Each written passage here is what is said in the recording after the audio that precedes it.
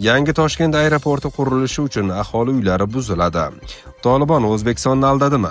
Yo'q qilingan Navoiy yodgorligi qachon tiklanishi noma'lumligicha qolmoqda. Moskva yer yuzidan supurib tashlanadi. Belgiya mudofaa vaziri. Tramp Kim Chen In bilan kelisha olmadi. Tolibonni tora-bora g'orlariga quvamiz. Pokiston mudofaa vaziri. Polsha havo kuchlari Rossiyaning razvedka samolyotini tutib oldi. Tramp Xitoy oldida chekinyapti. Prostatit, ikkilamchi bepushtlik, tez peshob, tahorat buzilishidan aziyat chekmoqdamisiz? Jinsiy zaiflik yoki yallig'lanish sizni qiynayaptimi? Endi bu muammolarni birinchi haftaning o'zidayoq bartaraf etishingiz mumkin. Vulkan erkaklar uchun jinsiy faollikni tiklashga, yallig'lanishni yo'qotishga va sog'lig'ingizni yaxshilashga yordam beradi. Batafsil ma'lumot uchun quyidagi raqamlarga qo'ng'iroq qiling. Mahsulot yetkazib berish O'zbekiston bo'ylab mutlaqo bepul. Moskva yer yuzidan supurib tashlanadi. Belgiya mudofaa vaziri. Putin NATO davlatlariga qarshi yadroviy yoki oddiy qurol ishlatadigan bo'lsa, Moskva yer yuzidan supurib tashlanadi, dedi Belgiya mudofaa vaziri. Theo Franken bu so'zlarni Rossiya prezidenti Vladimir Putinning Ukrainaga tomogavk raketalarini berilishi, Rossiyaning keskin javob choralariga sabab bo'lishi haqidagi tahdidlarga javoban aytdi. Putin xuddi shunday gaplarni Finlandiya va Shvetsiya NATOga qo'shilganida ham biz Ukrainaga tanklar, raketalar, F-16 samolyotlarini berganimizda ham aytgandi. Bundan shunday xulosa qilish mumkin. Biz tahdidlarga bo'ysunmasligimiz lozim. Bular ham Putinning qizil chizig'i edi, ammo u nima qildi? Hech narsa. Agar u yadro qurolini qo'llasa, biz Moskvani yer bilan bitta qilamiz. U buni juda yaxshi biladi, dedi Belgiya mudofaa vazirligi rahbari De Morgan gazetasiga bergan intervyusida.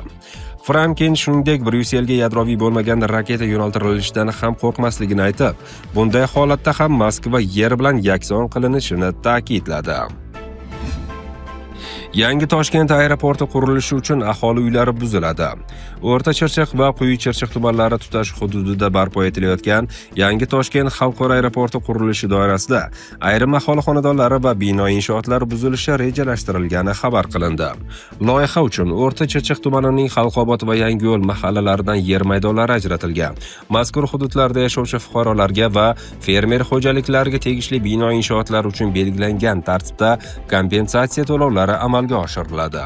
Tuman hokimi mahalla aholisi va fermer xo'jaliklari vakillari bilan uchrashuv o'tkazib, kompensatsiya jarayonlari, hujjatlarni rasmiylashtirish tartiblari hamda buziladigan obyektlar bilan bog'liq masalalar yuzasidan tushuntirishlar berdi. Tolibonni tora-bora g'orlarga quvamiz. Pokiston mudofaa vaziri. Pokiston mudofaa vaziri Xobaji Asif Afg'onistonning Tolibon harakatini butunlay yo'q qilish bilan tahdid qildi. Unga ko'ra Pokiston qurollarining hatto kichik bir qismini ishlatmasdan ham Afg'on hukumatini vayron qilib, ularni yana tora-bora g'orlarga qochishga majbur qila oladi. Asifning so'zlariga ko'ra, Tolibonning yana tora-bora g'orlarga qochib ketishi mintaqa xalqi uchun esda qoladigan manzara bo'ladi. Tora-bora Afg'oniston sharqidagi tog'li hudud bo'lib, Tolibon va Al-Qoida jangarilari bu yerlarda bir paytlar yashirinib qo'nim topgan. Vazir Tolibon hokimiyatini saqlab qolish uchun Afg'onistonni yangi urushga tortayotganini ta'kidlamoqda. Turkiyada o'tgan 4 kunlik Afg'oniston-Pokiston muzokaralari muvaffaqiyatsiz tugagach, Asif X tarmog'ida shunday post qoldirgan. Biz tinchlik imkoniyatini yaratish uchun birodar davlatlarning iltimosiga binoan muzokaraga kirishdik. Ammo Tolibon rasmiylarining zaharli so'zlari ularning asl niyatini ko'rsatdi. Agar Tolibon yana Afg'onistonni vayron qilmoqchi bo'lsa, bu ularning tanlovi. Pokiston mudofaa vaziri Afg'oniston imperiyalari qabristoni degan mashhur ibora va u bilan urushga kirish xavfli oqibatlarga olib kelishi haqidagi ogohlantirishlarga javoban shunday degan. Pokiston imperiya emas, lekin Afg'oniston o'z xalqining qabristoniga aylangan. Tarixda siz imperiyalarni yengmagansiz. Siz ularning o'yin maydoniga aylangansiz. U Tolibon ichidagi urush tarafdorlarini Pokistonning qat'iyatini past baholamaslikka chaqirmoqda. Agar Tolibon biz bilan urushmoqchi bo'lsa, butun dunyo bu tahdidlar faqatgina sirk tomoshasi ekanini ko'radi, deya ta'kidlagan Pokiston mudofaa vaziri. Tramp Kim Chen In bilan kelisha olmadi. AQSh prezidenti Donald Tramp Shimoliy Koreya yetakchisi Kim Chen In bilan Osiyoga uyushtirilayotgan tashrifi chog'ida uchrashuv tashkil eta olmaganini aytdi. Bu haqda BBC xabar qilgan. Men Kim Chen Inni juda yaxshi bilaman. Biz haqiqatan ham vaqt bo'yicha kelisha olmadik, deb aytgan Tramp. U shuningdek Shimoliy va Janubiy Koreya o'rtasidagi munosabatlardagi tanglikni yumshatish niyatida ekanini qo'shimcha qildi.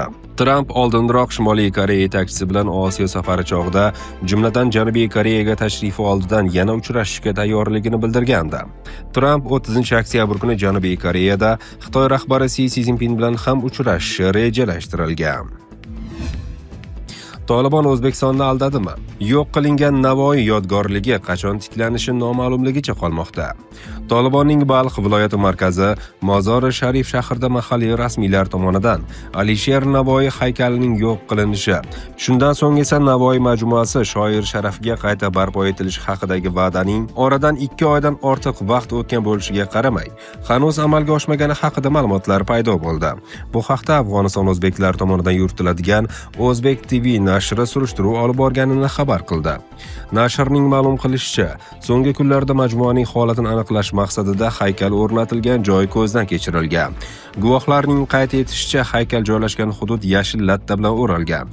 Biroq ichkarida qurilish ishlari olib borilyaptimi yoki yo'qmi, bu noma'lumligicha qolmoqda.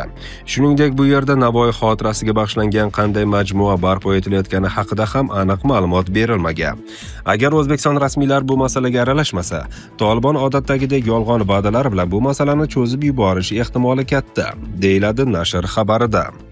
Qalampur.uz mazkur masalaga oydinlik kiritish maqsadida O'zbekiston Tashqi ishlar vazirligi matbuot kotibi Ahror Burxonov bilan bog'landi.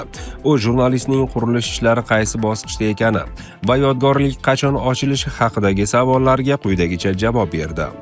Yodgorlik bo'ladi, bu aniq. Afg'on tomoni bilan ushbu masalada kelishilgan va bu kelishuv o'z kuchida, dedi Burxonov. Majmua ochilish sanasi hozircha noma'lumligini qo'shimcha qilgan.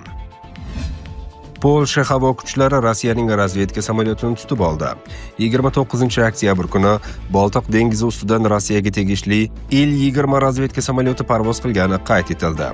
Polsha havo kuchlarining navbatchilikda turgan Mi-29 harbiy samolyotlari havoda joylashgan obyektni aniqlab, vizual identifikatsiya o'tkazdi va uni Polsha mas'uliyatidagi hududdan chiqarib yubordi. Bu haqda mamlakatning operativ qo'mondonligi o'zining rasmiy X sahifasida ma'lum qildi. Bayonotda ta'kidlanishicha, Rossiya samolyoti xalqaro havo hududi orqali harakatlangan va razvedka vazifasini bajargan. Shu bilan birga u parvoz rejasini taqdim etmagan. Transponderi esa o'chirilgan holatda bo'lgan. Samolyot Polsha havo hududini buzmagan, deya aniqlik kiritdi qo'mondonlik. Tramp Xitoy oldida chekinyapti. AQSh prezidenti Donald Tramp Xitoy Xalq Respublikasi raisi Si Szinpin bilan uchrashuvdan so'ng fentanil kontrabandasi tufayli Xitoy importiga qo'yilgan qo'shimcha tariflarni kamaytirish niyatida ekanligini ma'lum qildi. Tramp bu haqda Yaponiyadan Koreya Respublikasiga uchayotgan samolyoti bortida jurnalistlar savollariga javob berish chog'ida aytib o'tdi. Men tariflarni pasaytiramiz deb umid qilaman, chunki ular bizga fentanil bilan bog'liq vaziyatda yordam berishiga ishonaman, dedi Tramp. AQSh va Xitoy rahbarlarining uchrashuvi 30-oktyabr kuni Janubiy Koreyada bo'lib o'tadigan Osiyo Tinch okeani iqtisodiy hamkorligi sammiti doirasida bo'lib o'tishi rejalashtirilgan.